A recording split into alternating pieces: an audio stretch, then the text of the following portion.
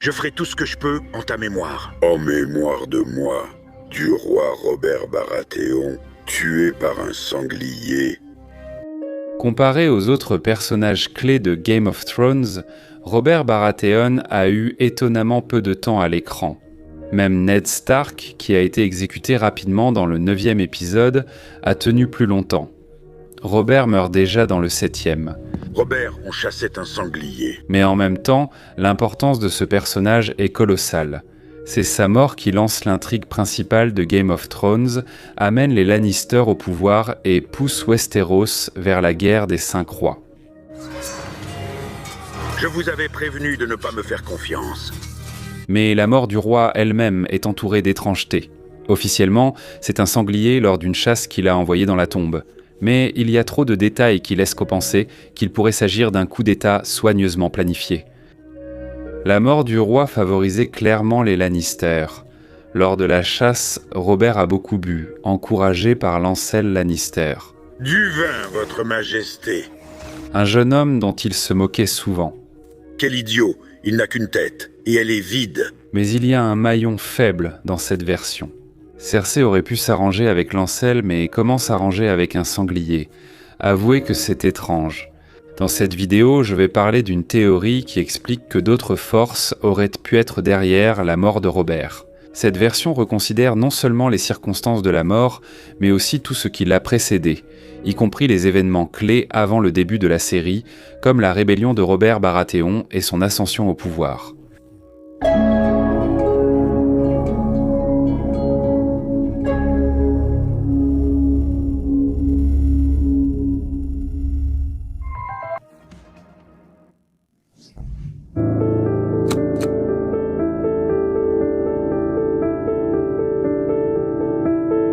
Dans la série, on évoque fréquemment le roi fou et la rébellion de Robert Baratheon, qui sont en réalité la même histoire.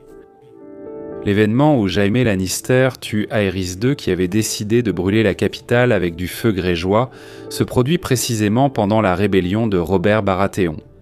Brûlez-les tous, continuait-il à siffler. Brûlez-les tous. J'ai planté mon couteau dans son dos. C'est pourquoi Robert n'est pas simplement un roi qui est apparu puis a rapidement quitté la scène, sa rébellion est devenue un point de départ.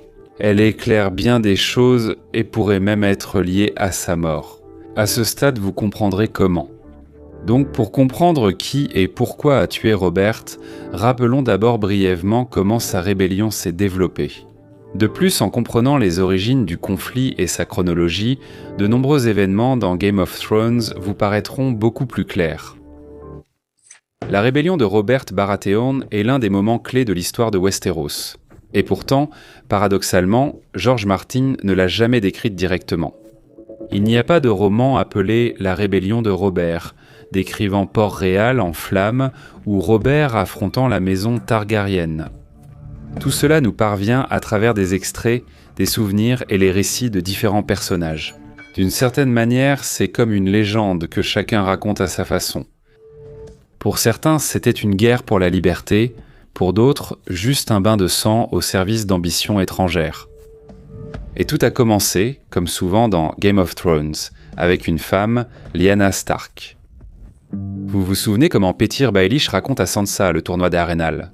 Quand Rhaegar a gagné, tout le monde acclamait le prince. Il était si beau. Les jeunes filles riaient quand ses cheveux d'argent sont apparus sous son casque. Là où Rhaegar Targaryen, le prince en armure étincelante. Le vainqueur, couronné de roses, passe devant sa femme, Elia Martell, et offre les fleurs à Lyanna. Il est passé devant sa femme. Il a posé la couronne de roses d'hiver sur les genoux de Lyanna. Bien sûr, cela offense les Martell, mais cela touche aussi une autre personne, Robert Baratheon, car c'est à lui que Lyanna Stark avait été promise. Ils étaient même fiancés. De plus, il ne faut pas oublier Cersei Lannister, elle est tombée amoureuse de Rhaegar et rêvait de l'épouser. Son père, Tywin, comptait aussi sur un mariage avec Rhaegar, mais le père de Rhaegar, Aerys II Targaryen, a rejeté la proposition de Tywin, et celui-ci a gardé rancune aussi bien envers les Targaryens que les Martell. En fait, l'acte de Rhaegar lors du tournoi a été un tournant où se sont croisés à la fois les intérêts politiques et les intrigues amoureuses. Combien de dizaines de milliers sont morts à cause du choix de Rhaegar? D'abord, un véritable carré amoureux s'est formé. Cersei aimait Rhaegar, Robert Baratheon aimait Lyanna, et Rhaegar était tombé amoureux de Lyanna, qui partageait ses sentiments, comme on l'a découvert plus tard. Peu de temps après, un événement s'est produit qui est décrit dans les chroniques comme l'enlèvement de Lyanna. Ce qui s'est passé là-bas reste controversé à ce jour. Mais pour Eddard Stark et Robert, cela a été une insulte. Le frère de Lyanna, Brandon Stark, est parti exiger son retour et il a été exécuté avec leur père Rickard Stark sur ordre du roi fou. Et cela a été le point de non-retour. Votre frère était courageux, tout comme votre père. Il ne méritait pas une telle mort. Personne ne mérite une telle mort. Le roi a exigé qu'on lui livre Robert Baratheon et Eddard Stark. Mais Jon Arryn, l'homme qui était en fait le mentor de Robert et de Ned, a refusé et a levé l'étendard de la rébellion. Les Stark, les Baratheon et les Tully l'ont rejoint. Ainsi s'est formée la coalition qui s'est opposée aux Targaryens. Qui était dans le jeu ? Robert Baratheon, le chef et futur prétendant au trône. Eddard Stark, son meilleur ami et le frère de Lyanna. Jon Arryn, l'homme qui les a pratiquement élevés. Hoster Tully, qui a scellé l'alliance par les mariages de ses filles. Catelyn Tully a épousé Eddard Stark, et sa sœur Lysa Tully a épousé Jon Arryn. Tywin Lannister attendait le bon moment pour se ranger du côté du vainqueur. La guerre faisait rage, Robert a gagné 3 batailles en un jour et transformé ses ennemis en amis en les invitant à festoyer. Le moment clé est survenu près de la rivière Trident. Là, le prince héritier Rhaegar et le futur roi Robert s'affrontèrent, l'un en armure, l'autre avec une masse. Le duel fut court et sanglant, la masse brisa la poitrine de Rhaegar, scellant la guerre. Je l'ai abattu avec ma masse. Par les dieux, j'étais fort à cette époque. Pendant ce temps, Stannis, le frère de Robert, défendait Accalmie. Nous libérions ville après ville du joug du roi fou, tandis que je tenais Accalmie avec 500 hommes. La faim, le désespoir, mais il a résisté. D'abord, nous avons mangé les chevaux et les chats que je n'aimais pas, puis les chiens que j'aime bien, mais que nous avons aussi mangés. En vérité, il n'a jamais reçu de gratitude, et cet épisode restera à jamais une ombre dans ses relations avec son frère. Quand il est devenu évident que les Targaryens ne tiendraient pas et que Ned avec son armée se précipitait vers Port-Réal, Tywin Lannister est entré en guerre et a pénétré dans la ville en ouvrant les portes à Eddard Stark. Ces hommes ont provoqué un massacre en entrant dans la capitale. Gregor Clegane et Amory Lorch ont tué Elia Martell, l'épouse de Rhaegar, ainsi que ses enfants. Martell, qui t'a donné l'ordre ? Voyant tout cela, Aerys II Targaryen a ordonné de brûler la ville avec du feu grégeois et a été arrêté par son garde du corps personnel, Jaime Lannister. En voyant la mort du roi, je me suis souvenu comment il se moquait de votre père. C'était la justice. Et ce n'est qu'après ces événements que l'acte final a eu lieu à la Tour de la Joie. C'est là que Ned Stark a trouvé Lyanna mourante, qui a donné naissance au fils de Rhaegar, un enfant qui sera plus tard connu sous le nom de Jon Snow. Mais en réalité, Aegon Targaryen, tu dois le protéger. Remets-le-moi, Ned. À la fin de la guerre, Robert monte sur le trône, épouse Cersei Lannister pour s'allier à son père, la dynastie Targaryen est détruite, et sur ses ruines commence une nouvelle ère, celle qui s'est montrée dans la première saison de Game of Thrones. Ayant compris les circonstances de l'accession au pouvoir de Robert Baratheon, passons maintenant à celle de sa mort.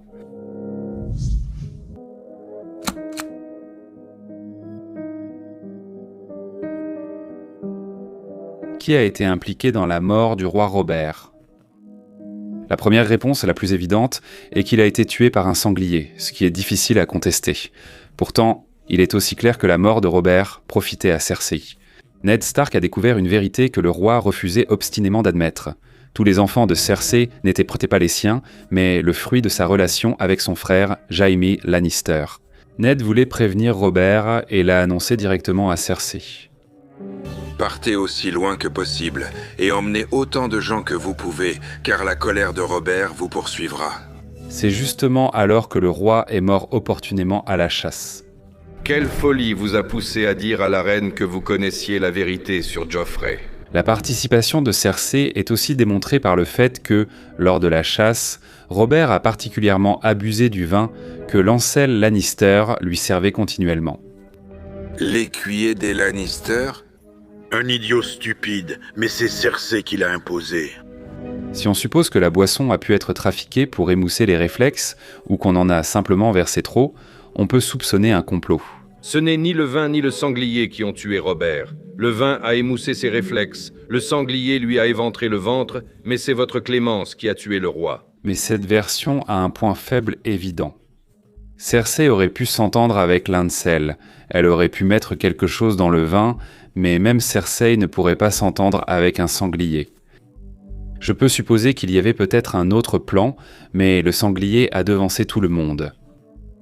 Ainsi, une théorie propose une explication différente de la mort de Robert, l'associant à d'autres forces. Il y a des incohérences dans l'histoire de Robert Baratheon dès le départ, notamment sa passion pour Lyanna Stark. Pourquoi l'as-tu enterré ici et non au sommet de la colline, sous le soleil et les nuages blancs? Sa place est à mes côtés. Votre sœur était morte, moi vivante, mais il l'aimait plus que moi. Je n'ai jamais autant désiré quelque chose, mais on me l'a prise. Et même les 7 royaumes n'ont pas pu combler ce vide. Tout le monde sait que Robert n'était pas fidèle dans ses relations. Il disait lui-même qu'un vrai homme devait avoir une fille dans chacun des 7 royaumes. De nos jours, tu n'étais pas considéré comme un homme tant que tu n'avais pas couché avec une fille dans chacun des 7 royaumes et dans les terres des rivières. Bessie, merci aux dieux pour Bessie et ses saints. Il avait de nombreux bâtards partout à Westeros, et il n'était clairement pas un romantique. Il suffit de se rappeler comment il a giflé Cersei une fois. Je le porterai comme un signe d'honneur. Mais porte-le en silence, sinon je t'en donnerai un autre. C'est pourquoi il est difficile de croire qu'il était tellement amoureux de Lyanna, et encore plus qu'il continuait à rêver d'elle-même après son mariage avec Cersei. Cersei d'ailleurs était une beauté, mais dès la nuit de noces, il l'a appelée Lyanna. Il est monté sur moi, sentant le vin, a tenté ce qu'il pouvait, et m'a chuchoté « Lyanna » à l'oreille. On a l'impression qu'il n'était pas amoureux de Lyanna elle-même, mais d'une image idéalisée qu'il s'était inventée. Ned Stark en parlait directement à Robert dans le livre de George Martin. « Tu ne connaissais pas Lyanna comme moi, Robert. Tu ne voyais que sa beauté, mais sous cette beauté se cachait du fer. » Il y a aussi des indices à ce sujet dans la série, lorsque Robert en parle avec Cersei. Tu veux connaître une terrible vérité? Je ne me souviens même pas de son visage. La question se pose, ce fantôme de Lyanna a-t-il pu être inspiré autrement que par l'imagination? Je crois que vous avez déjà deviné qui c'est. Dans le monde de Game of Thrones, il existe des forces anciennes qui agissent rarement directement, mais dont l'intervention se fait constamment sentir. Ce sont les anciens dieux du Nord, enfants de la forêt. Enfin, la corneille à 3 yeux, capable de pénétrer les rêves, de contrôler les animaux et de manipuler la conscience. Je vous ai observés tous avec 1000 yeux et un seul. Oui, cela paraît tiré par les cheveux, mais attention. La passion de Robert pour Lyanna n'est pas la seule étrangeté. Prenons son attitude envers ses ennemis. Dans les livres de George Martin, il est clairement indiqué que Robert avait un rare don pour le pardon, ce qui a permis à de nombreux anciens ennemis de devenir ses alliés. Par exemple, Stannis se souvenait « Mon frère avait le don d'inspirer la loyauté même à ses ennemis ». Au château d'été, il a gagné 3 batailles en un jour et ramené les seigneurs Grandison et Keferen à accalmie. Il a exposé leurs bannières comme trophées. Les biches blanches de Keferen étaient ensanglantées et le lion de Grandison presque déchiré.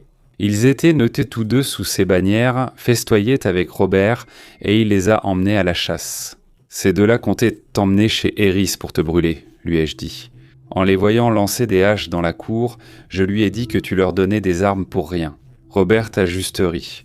Moi, j'aurais jeté Grandison et Keferen au cachot, mais lui, il en a fait ses amis. Ned Stark en parlait aussi. Robert savait faire preuve de clémence, il n'a pas seulement pardonné à Sir Boristan. Le grand maître Pitzel, Varys l'araignée et Lord Balon Greyjoy étaient jadis ennemis de Robert, mais il les a honorés et nommés en échange de leur fidélité. Sir Boristan a tué plusieurs amis de Robert Baratheon durant la rébellion, mais il a continué à servir à la cour sans souci. Mais j'ai tué une douzaine d'amis de Robert pendant la rébellion. Et voilà, sur ce fond, sa haine pathologique envers les Targaryens. Je tuerai chaque Targaryenne que je pourrai. Là, Robert semblait se transformer en une autre personne. Il exigeait la mort de chaque héritier de la dynastie. Il haïssait Rhaegar et a envoyé des assassins après Daenerys, malgré les tentatives de Ned Stark pour l'en dissuader. Ils doivent tous mourir. La mère, l'enfant et ce crétin de Viserys. Le Robert avec qui j'ai grandi n'avait pas peur de l'ombre d'un enfant à naître. Les livres disent aussi que Robert était littéralement hanté par des rêves où il tuait sans cesse Rhaegar. Chaque nuit dans mes rêves, je le tue. Et maintenant, souvenez-vous, ce sont justement les enfants de la forêt et la corneille à 3 yeux qui agissent à travers les rêves. Ce sont eux qui montrent des visions à Bran et à Jon et qui savent implanter des images. Donc, la question demeure ouverte.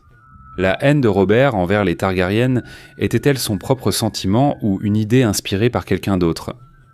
Il en va de même pour sa passion pour Lyanna Stark.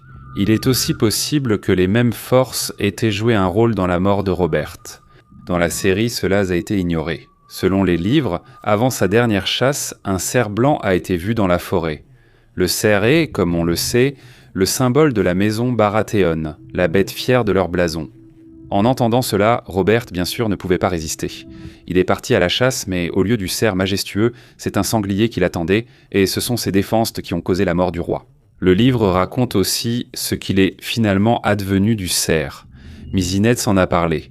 Ils ont retrouvé le cerf blanc, ou plutôt ce qu'il en restait.